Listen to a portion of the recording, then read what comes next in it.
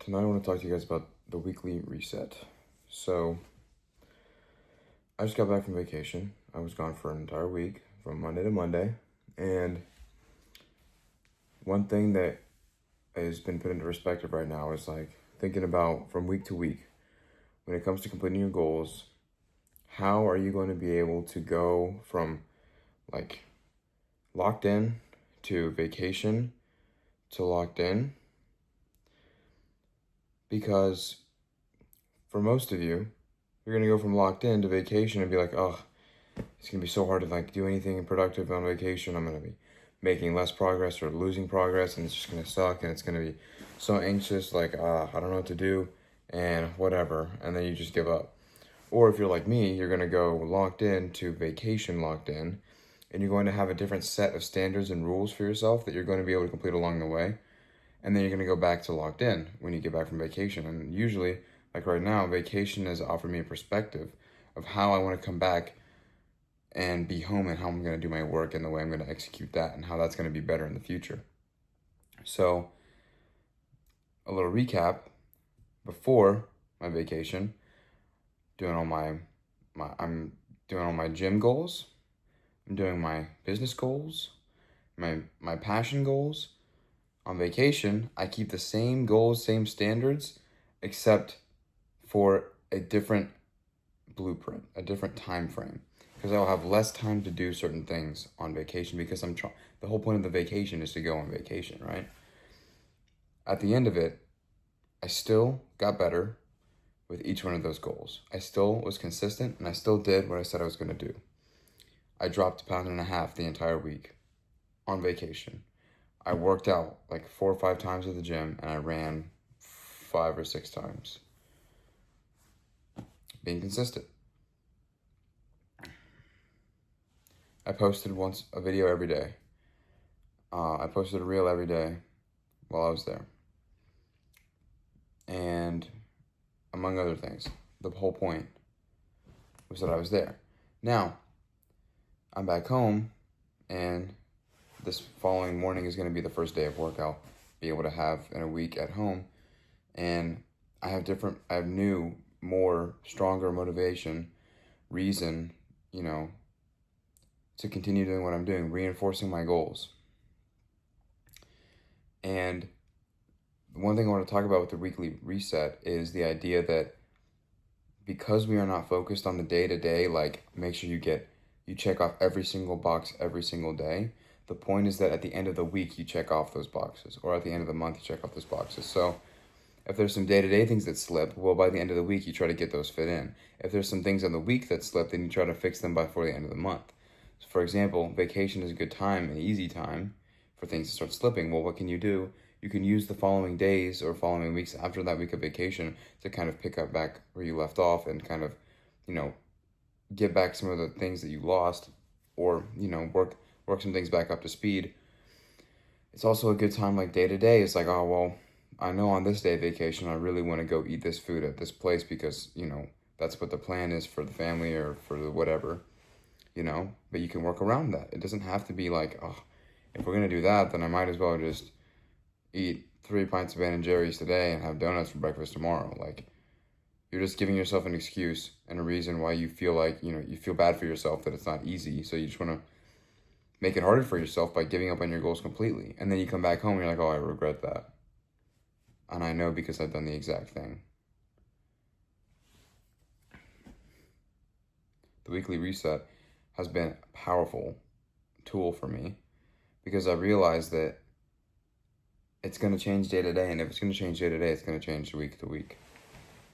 And if it's going to change week to week, it's going to change month to month. And it doesn't matter as long as the trend is going in the direction that I am working towards it going. And truthfully, it really doesn't matter how slow your progress is, because if you actually care about something and you're giving it your effort, chances are that progress is not going to be slow. Right?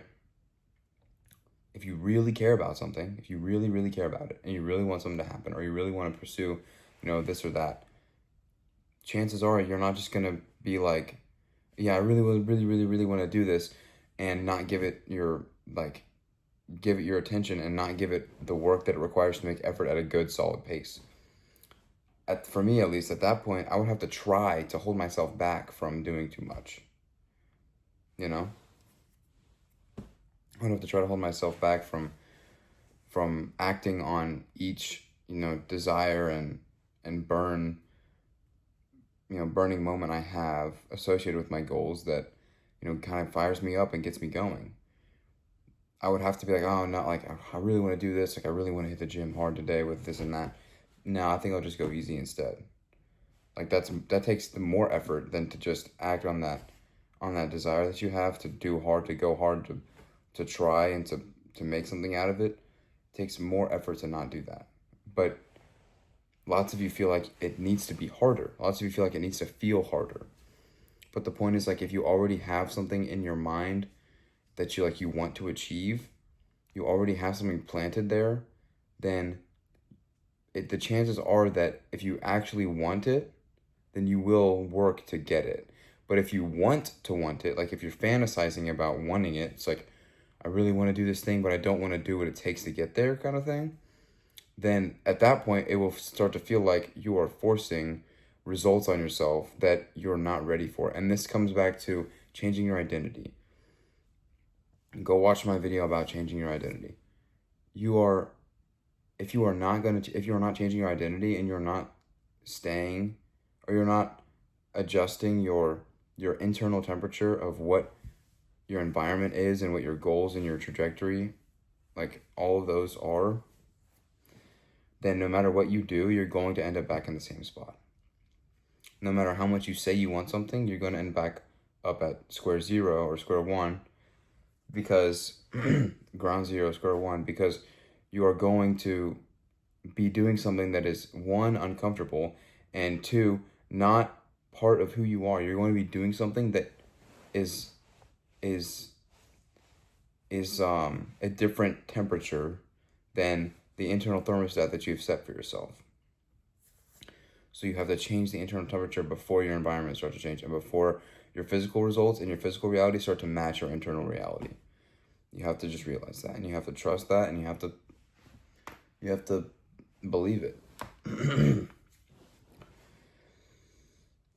That's why I don't care about my day-to-day results. Of what results? Day-to-day data, week-to-week data. It's just data, because I'm already the person that I want to be on the inside. And that person's going to change. That person's going to grow. But the point is that you're moving in the right direction.